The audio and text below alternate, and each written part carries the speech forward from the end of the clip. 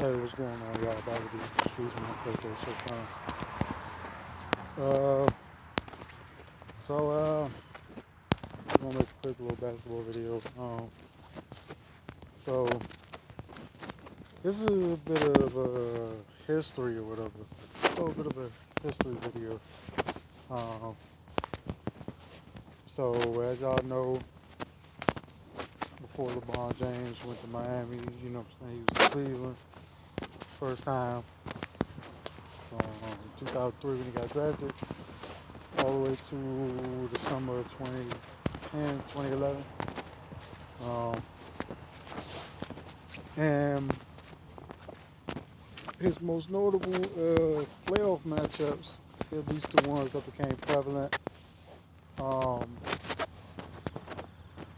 to most basketball fans, most basketball commentators, analysts, or whatever. And the one that a lot of people felt like influenced his decision to go to the Miami Heat and play with Dwayne Wade and Chris Bosh um, were the Boston Celtics. Specifically the Big Three Boston Celtics, the Paul Pierce, Ray Allen, and Kevin Garnett Boston Celtics. Which, by the way, those dudes constantly, most of Kevin Garnett,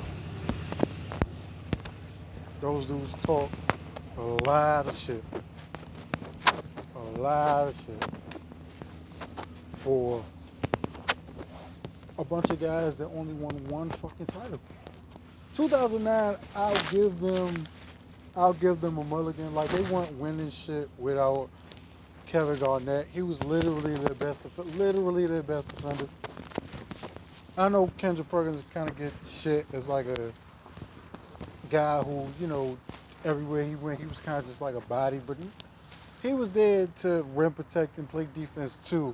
It was just that Kevin Garnett was a lot more savvy, a lot more versatile as a defender, and he was clearly a better defender, a better rim protector at certain points for Boston.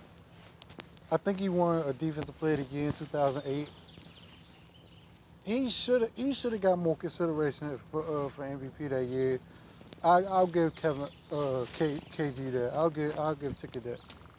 I'll give Big Ticket that. He should have got more consideration with Chris Paul and Kobe for that 2008 MVP. And to another point, Paul Pierce shouldn't have won that 2008 Finals MVP either. It should have gone to KG. Come on. Like, anybody that watched that series, anybody that knew anything about that team, bro, Kevin Garnett deserved that Finals MVP over Paul Pierce. He might have been one of the biggest reasons why they won that championship. And I think the reason why they gave it to Paul Pierce is because Paul Pierce was, you know, the original Celtic. He was the catalyst to bring those dudes here. He was the captain, blah, blah, blah, and all that other type of shit. But that, I'll give props to KG for that, even though I feel like that championship is a little overrated, in the grand scheme of things, because they only won one fucking title. Again, 2009, I gave them mulligan. 2010, they lost when Andrew Bynum was fucking healthy, because a lot of people don't remember Andrew Bynum got hurt in January of 2008 before the All-Star break, before the playoffs, and he was out for the whole entire '08 playoffs. And we could have used him in that series. But anyway, Kendrick Perkins was on ESPN last night, um, and he talked about LeBron James and Paul Pierce, specifically their rivalry with each other. And he basically said something that a lot of people thought over the years, but never really confirmed, and that's that the issue between them two specifically, was a personal issue. Now the basketball issue, not just, oh man, we competing and you know, we competing and we balling and I can't beat him, so I'm gonna go and play for Miami. I mean, it has something to do with that, obviously, but it was a personal, like a real personal issue, and I'm gonna link the video in the description of this video. I'm gonna link the video which I got it from, with Perk talking, and so he basically said back when LeBron was a rookie, I think, and I think it was his rookie year too, because I think they came in at the same time, or Kendrick Perkins might have came in the year before, but he said when LeBron and Paul Pierce first matched up, LeBron's first preseason game was in Boston, I believe.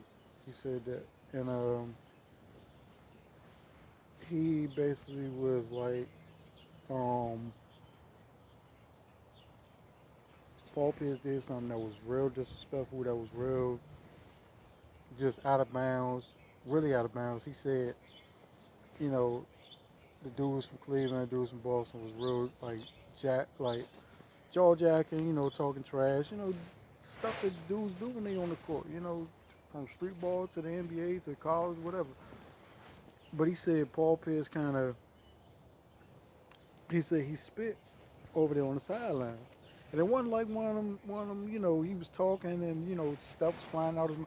He literally like went puh, you know, and, in the direction of the Cavs bench. This is according to Kendrick Perkins, you know what I'm saying? I don't know if anybody else is confirmed, but this is, I mean, I guess Kendrick Perkins would know because he was there. Um, he said that Paul Pierce spit in the direction of the Cavs bench. And just a side note, that's real fucked up.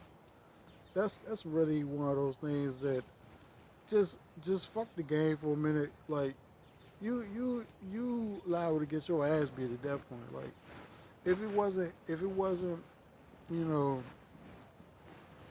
for the fact that we technically working, we playing the game, but this is our job. If it wasn't for the fact that we was working, bro, Popeyes would have got his ass beat out there. You know what I'm saying? If we was, if niggas was at the bus, you know what I'm saying, trying to make their way, back to where they, came from after the game, hotel, house or whatever, stuff like that. But Perk pretty much said, yo, like LeBron ain't never forget that, and he ain't never forget Paul Pierce for that shit. He said anytime, he said um, they did some stuff for ESPN during the Laker game, I think, during the regular season, either this year or last year or something like that. And Braun and Perk cool because they was teammates and stuff like that. And they known each other for a long, long time. They around the same age. You know, which might be weird to a lot of people because Kendrick Perkins look like he's fucking 40, but he's not. Like a lot of people forget, like Kendrick Perkins was a young dude when he was on those Boston Celtics teams. But you know, it's the power of the beard, man. It's the power of the facial hair, bro. I get confused with being older a whole lot, when I grew my facial hair out. But anyway, you know, they around the same age, so and they real cool. So when Perk and them do all the stuff at ESPN and they do Laker games and stuff like that, Bron will say, "Hey, what's up?" This and that. But he said, bro, he don't talk to Paul Pierce. He said he walked right past Paul Pierce, don't say shit to Paul Pierce. He don't talk to Paul Pierce. He don't like Paul Pierce. He doesn't like Paul Pierce, and Paul Pierce don't like him. And Paul Pierce ain't even one of those dudes that really hide it. He don't outright say, I don't like LeBron, blah blah blah. But he throw little subtle jabs at him and say little funny shit, and act real immature and stuff when the Celtic and Heat stuff come up, or the Celtics and Cavs stuff come up with LeBron and KG say his little piece, and the only person that really don't talk about that shit is Ray Allen. Because Ray ain't built like that. And that's why I think a lot of the Celtics dudes, maybe except for Paul Pierce, because Paul kind of, sort of, maybe forgave him a little bit. Congratulated him on the Hall of Fame. Ray Allen and Rondo still don't fucking get along. KG was being a little bitch for a whole bunch of years over that shit. Probably still ain't forgave Ray for that. You know what I'm saying? Moving to Miami. Talking about, oh, you ain't tell me that you was going to sound like Draymond Green and shit now. Draymond talking about, okay, he should have told us that he felt like he probably didn't want to stay. Like, nigga, he a grown ass man. The same way Ray was a grown ass man. He didn't have to run that shit by you. And the KG's point, you know,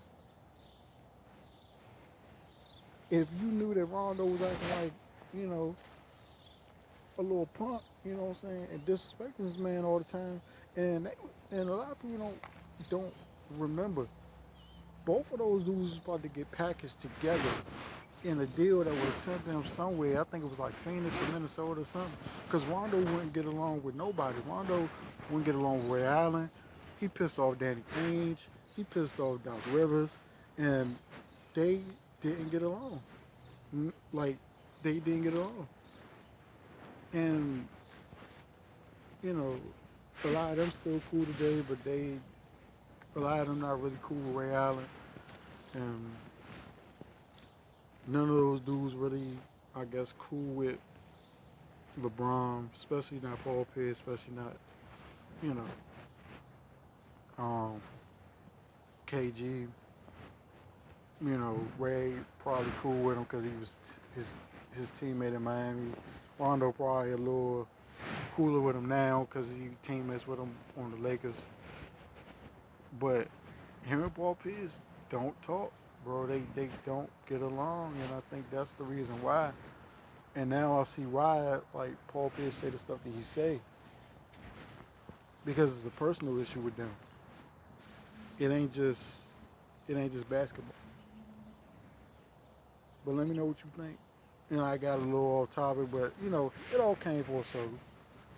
I discussed a little history with y'all, but Perk explained it a lot better than I could. So I'm gonna just link the video in the description box.